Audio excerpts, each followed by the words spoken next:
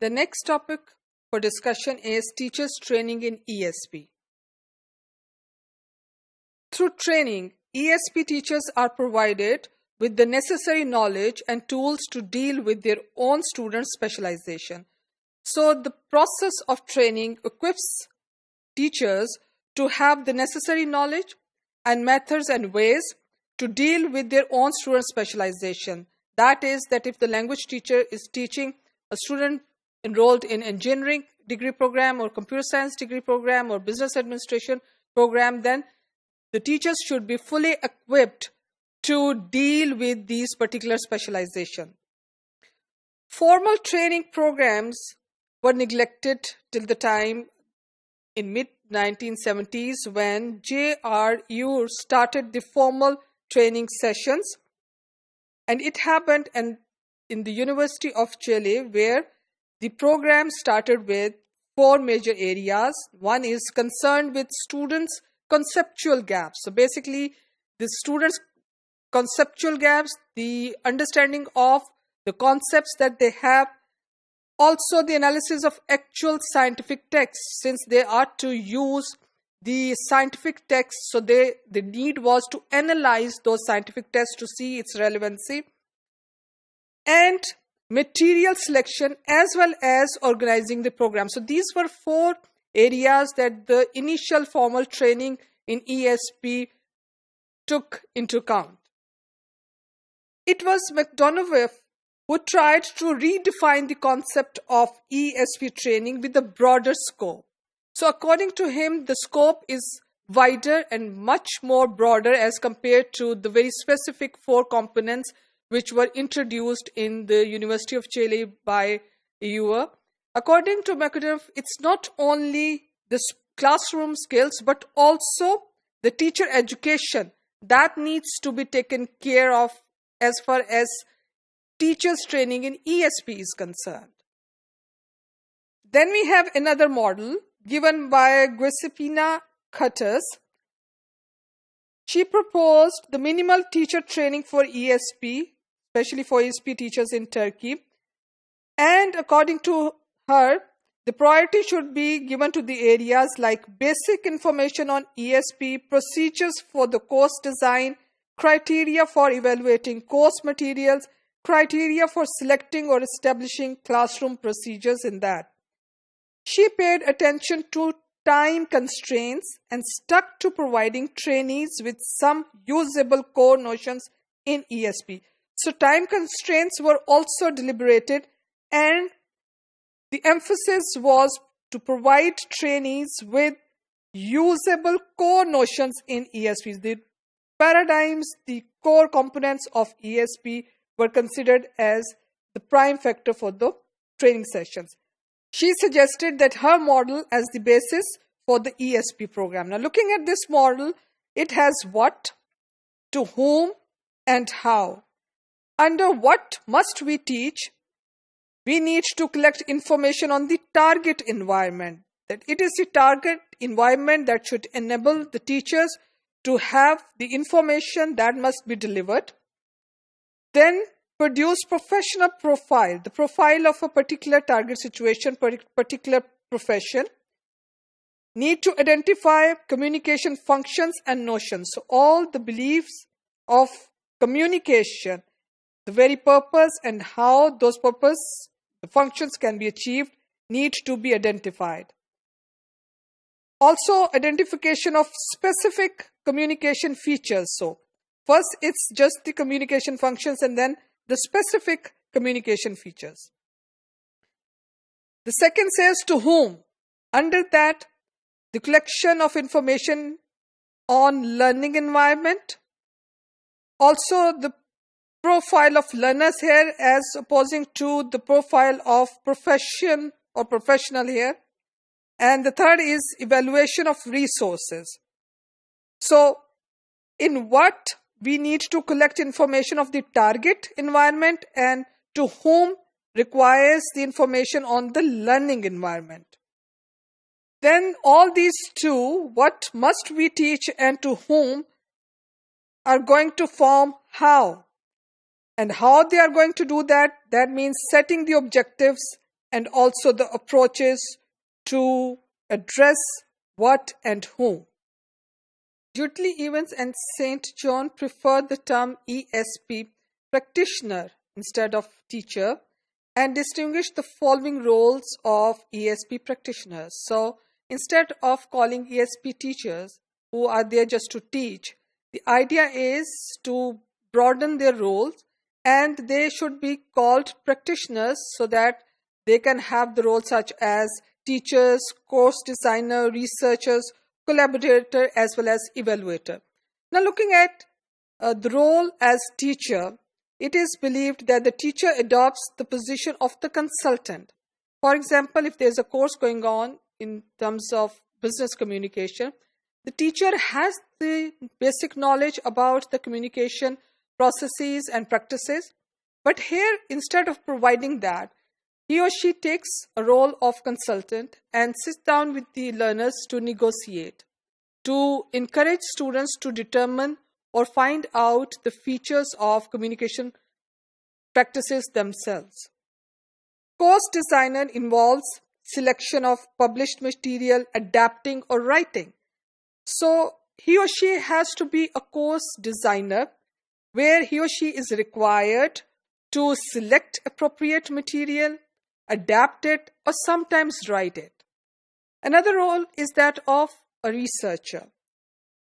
It requires the thorough understanding of the need analysis processes, designing course or writing teaching material, etc. Now, as a researcher, he or she needs to read, find out what type of researches that have been done with regard to ESP and how the findings of those researches can be incorporated in ESP classroom practices. Collaborator. The fullest collaboration is where a subject expert and a language teacher team teach classes. So the idea is that a language teacher should form a team with the subject specialist and as a team teach a particular course. As an evaluator, the evaluation through discussion and ongoing needs analysis for adapting syllabus. So he or she is evaluator because he or she needs to evaluate the ongoing process of the course conduction and how he or she should evaluate through discussion and having the continuous need analysis. Now we will consider the Pakistani context as far as ESP teachers training is concerned. We will look at the study conducted by Abdul Aziz et al. Change from a general English teacher to an ESP practitioner, issues and challenges in Pakistan. That was the study conducted by them. And according to them, I will simply highlight some of the challenges which they have pointed out for ESP teachers. According to them, in the future, students will come up with different objectives and specialized vocabulary and expressions as more field-specific vocabulary will emerge. So, in future, with the advancement of science and technology and more areas will be introduced, more fields will be introduced, and students will be required to be proficient in those fields, which will definitely call for field-specific vocabulary. In order to overcome such situations as these, the ESP practitioners need to be more dynamic in their approach, keep themselves sentient and updated about the demands of the world, and learn to make use of the internet. So this is something that they have discussed in their study, and these are the areas that they see missing in teachers training in Pakistani context.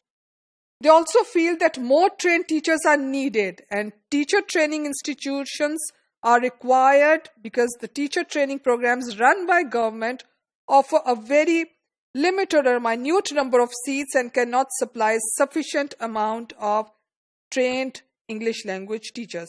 So the idea is to encourage government to open or establish more teaching training institutions because the ones that they have, they cannot cater to the large amount of English language teachers who require teachers training.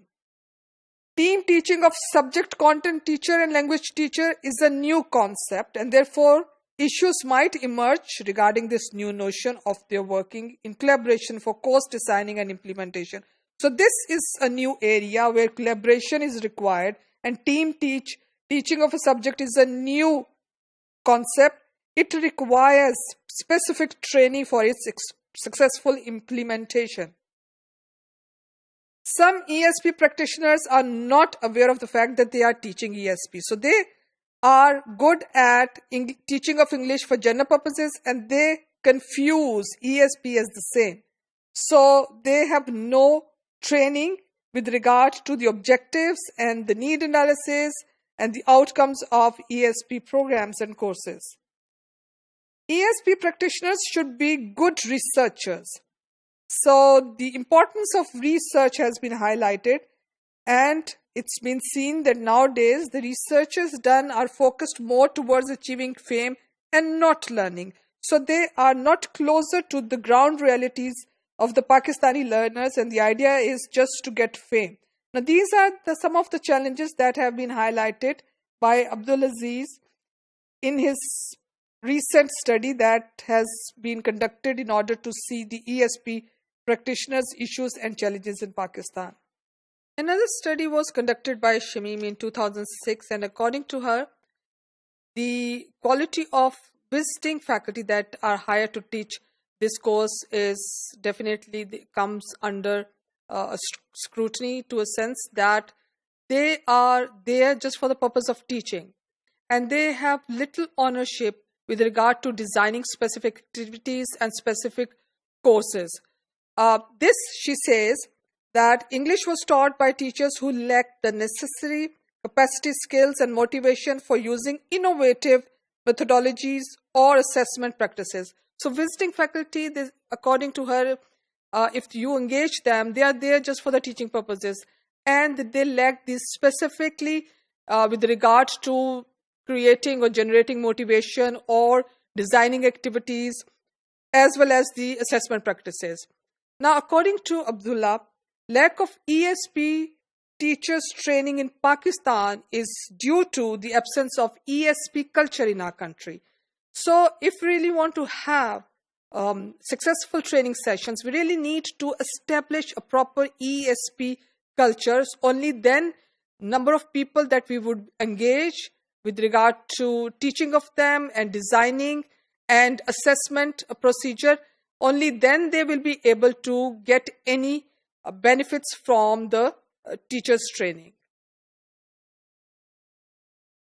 To conclude, the role of ESP teacher is multidimensional. As we see, it is expected that ESP teacher should be a consultant, should be a collaborator, evaluator, researcher.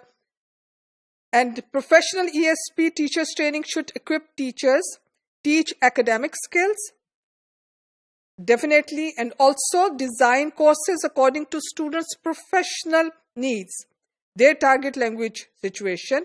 It should encourage ESP teachers to incorporate research findings in their teaching practices.